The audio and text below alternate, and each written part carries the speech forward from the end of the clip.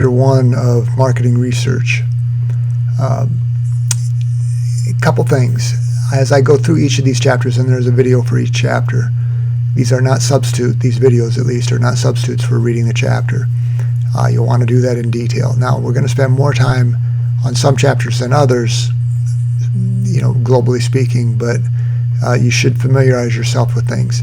The reason you want to listen to these videos first before reading each chapter and beginning any assignments is because this will give you an overview where I will point out where you want to focus your attention most. So please keep that in mind. So there's a system here. I'm depending upon you to watch all the videos, listen and watch all the videos that are provided direction-wise, assignment-wise, and chapter-wise, and it will make life much easier. So just follow the method, and life will be good for you. Let's look at a few things here, and I do try to keep these short. So these are the learning requirements or learning outcomes for this chapter, and this is a good overview chapter. And honestly, these first 5 chapters are critical that you understand, and it's the understanding that they should be very understandable as you've just taken or recently taken marketing management, and so they're building upon those things. So these are the areas we're going to focus on, and marketing research is part of a very specific part of marketing management in general, because we want to make informed decisions. So the first example, and I won't go through every slide necessarily, but today I will with this first chapter. ESPN hits a home run. Business research, what they're trying to do is figure out consumer behavior, likes, preferences, dislikes. We're trying to maximize revenue. I mean, that's the value proposition for any business, whether for-profit or non, is to maximize revenue and make sure that we are performing in a competitive marketplace to the best of our ability, given our understanding of the market we're trying to serve, aka the target market. That's a representative sample. So how do we define this? We've got an idea, theory, development. We've got a problem definition. That's what the process includes. If we don't define the problem well, we can do the rest of the market research perfectly, but our outcome will be for naught because we haven't defined the problem well. And problem isn't necessarily something that's broken. It might be an opportunity, something we want to know more, but they've always said problem, so that's kind of the lingo in research, in the research world. Collect and analyze the data, the basics and mechanics. This course is going to be very basic in its use of research, which you're going to do in that group project, but it's going to be for a real business. So you're going to want to take this pretty seriously, that you don't want to mislead the quote-unquote client that you're working with, but who is in fact an entrepreneur and a small business owner. That should keep this interesting and your interest at a high level. Then it comes to analyzing the data. We run the numbers, and then communicating the findings. The last thing you do in class is present your findings to the business owner, and each group will, and in a meaningful way. So it's called data visualization. We want to make the data come to life so he can make better decisions. He's more informed. Not intuitive or haphazardly gathered, the information. It's very systematic, very precise. We want as clean a data set as we can possibly get, or no bias. It's relevant to the business. It can be used by for-profit and non-profit alike.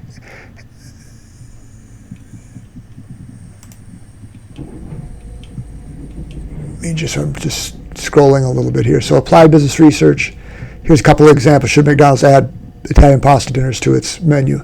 Well, how would you decide? Well, we'd ask the market. What market are we trying to serve? We're trying to open up a different market, expand an addition to, we want to have people order more, give them more choices that can help us be more competitive given the competitors that McDonald's sees on the horizon, or their new ones. We're trying to get actionable data to make informed decisions.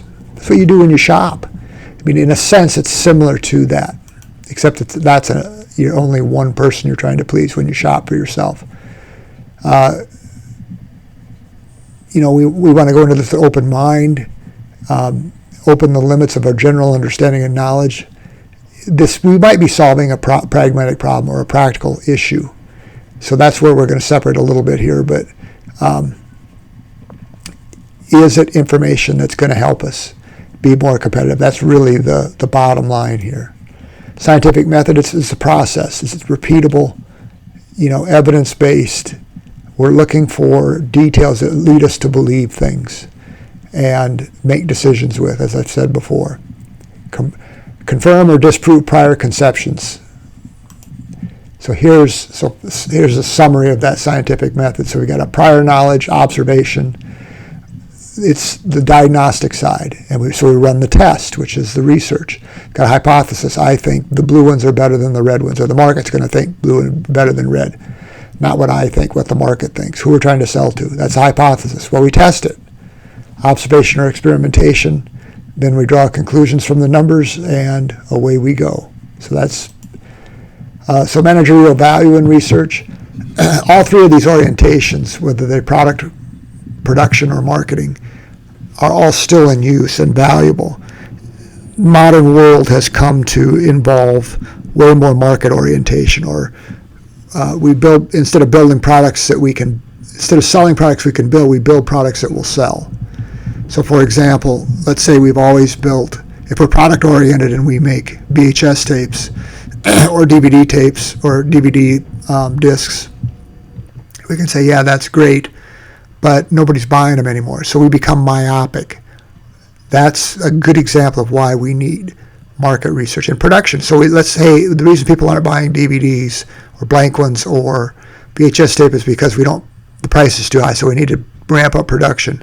That's what a blind alley on a production orientation. Marketing's where it's at. What is the market? What's the trends? What are the technology? Where's it leading us? How is consumer behavior changing and adapting? Those are the kind of questions we need to answer in order to get ahead of those curves and not be caught flat-footed. So identify problems and opportunities. That's a good way to say it, because not all problems are just things that are broken. They could be opportunities. You could be doing that. Assessing problems and opportunities, selecting implementation of course of action, evaluate the course, away we go. This is real business, real decision making. Nobody likes to fly blind, and that's really what we want to overcome with our research.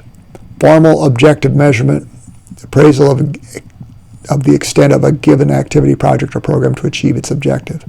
Performance monitoring. This is a big subject area, and with the advent of AI, which is why you're reading that book in this course, weighs heavily in this universe. So as we can, we want to incorporate our understanding of AI into these questions and things. So, but you still need to know the basic steps in market research, the construction of questions and so on, because AI is great, but if you can ask the wrong question and get the right answer on that question, but it's still not going to help you. You got to ask smart questions.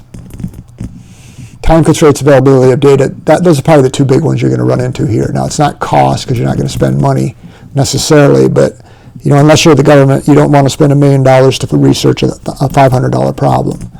All right, businesses are in this too. What's our biggest payoff? So the cost-benefit ratio is very important. But time constraints, you've got them. This is why you're working together.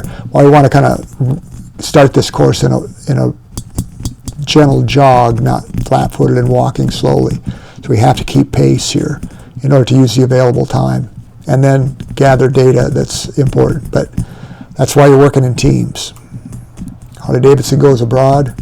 They want to sell their bikes overseas, and this book is, by copyright or by print date is a little bit old, but all the basics are still the same. The tools used might be different or varied, or the access to digital information might be greater, the internet and so on, or social media, but this is still how it's done.